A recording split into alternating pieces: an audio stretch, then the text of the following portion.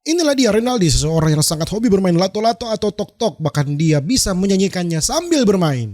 Ada kodok di pinggir kali mencari makan setiap hari. Bahkan dia menunjukkan kecepatannya.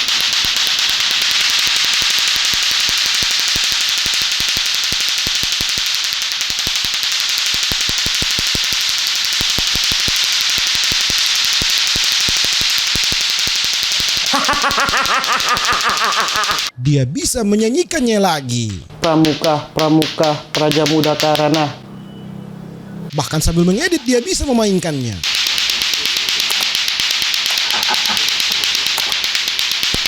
Sambil menyapu.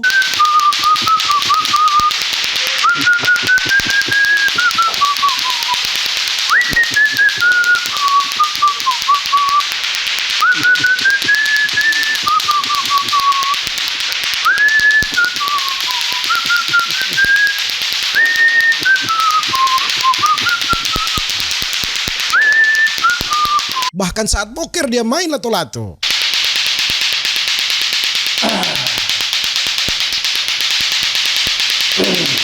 Sambil tidur.